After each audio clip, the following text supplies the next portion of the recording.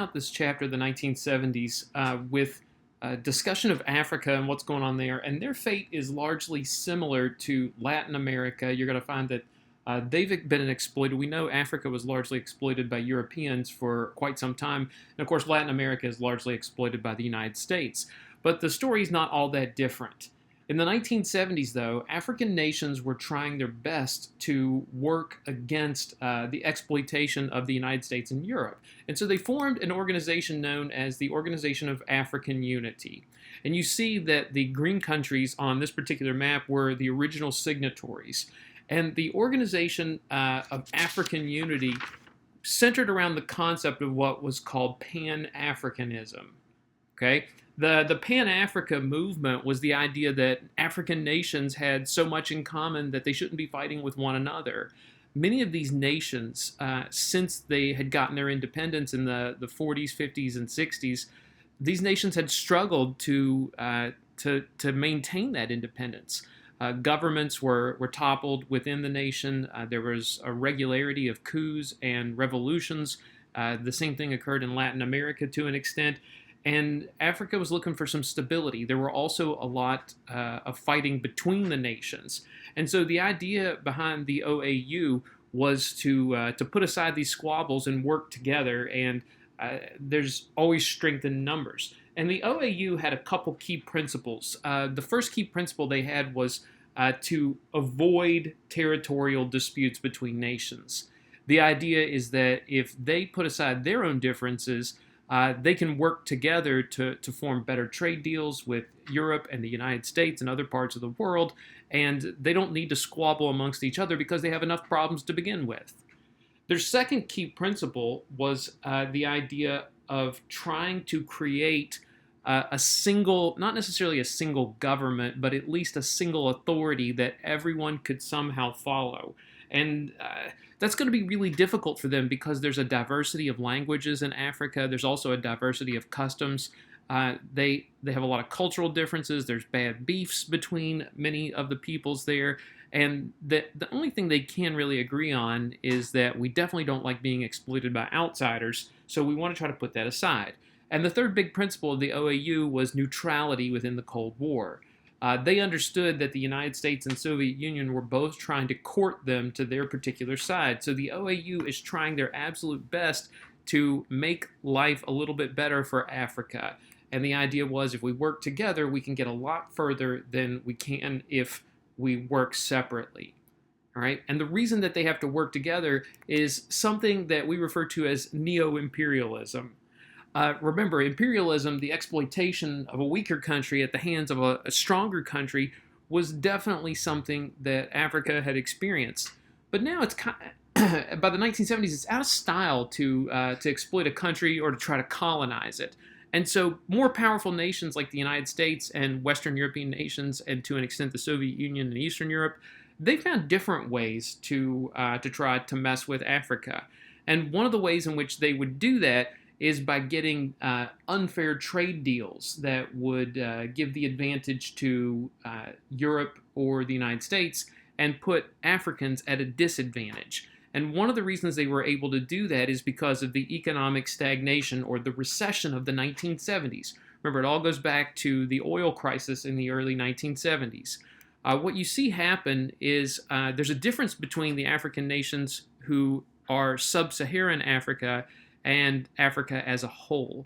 You're going to see here the change in GDP by percentage points every year, and over time there's a difference between the two, and here's the reason why.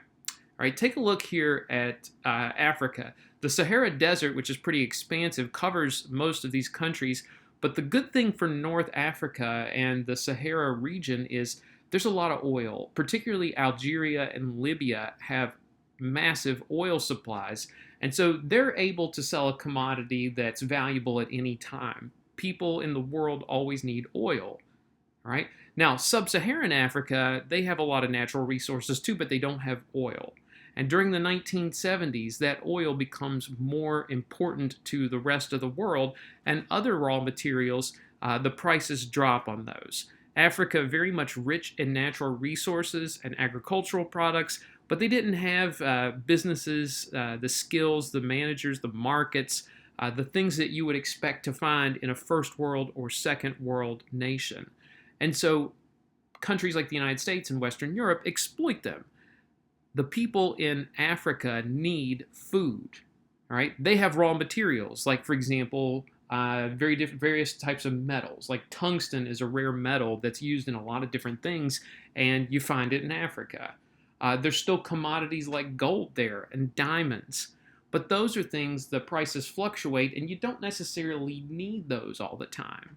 So Africa gets taken advantage of. They need food imports, and the United States and Western Europe provide those, but at a disadvantaged price. And they know that they have Africa over a barrel here.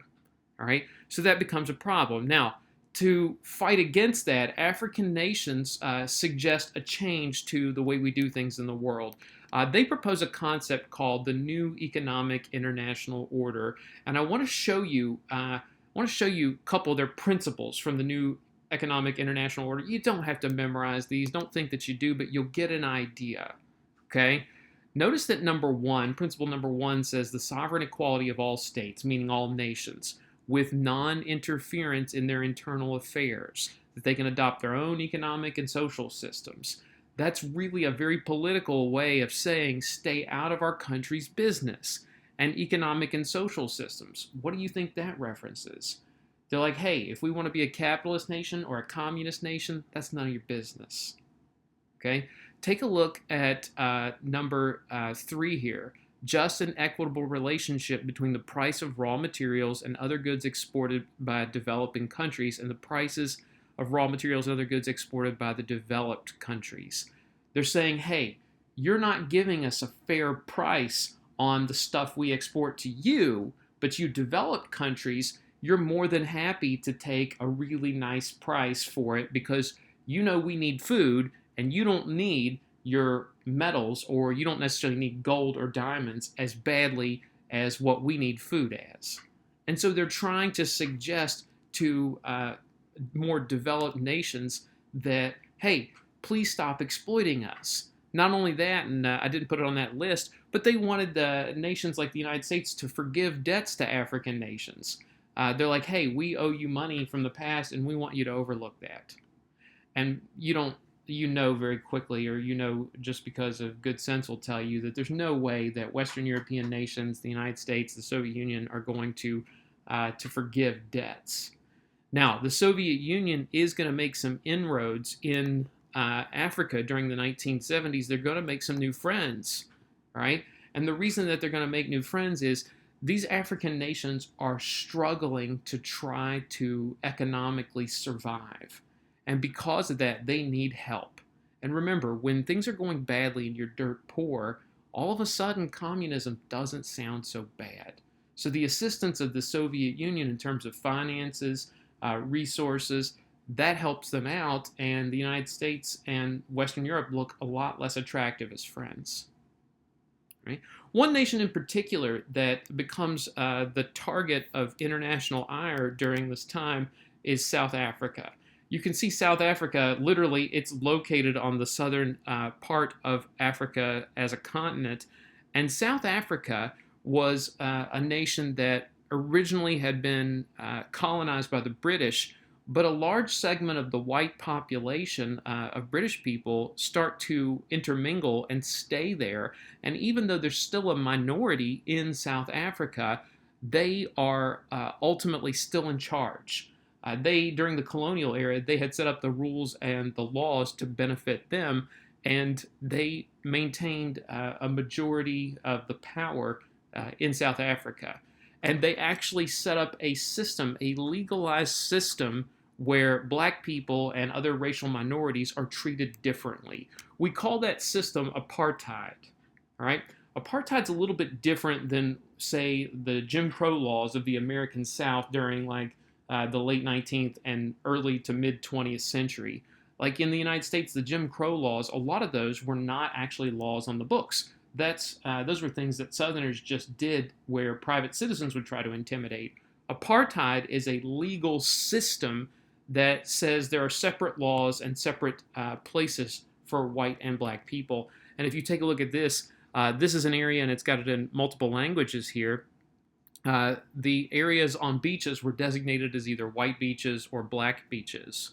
And this one right here is saying it's a white area. You look around and that park, or excuse me, that bench on a city street, which is probably just a bus bench, it's for Europeans or for white people only. They're telling you that black people are not welcome. There's segments of society, this is another one from a beach, the idea that this is reserved for members of the white race.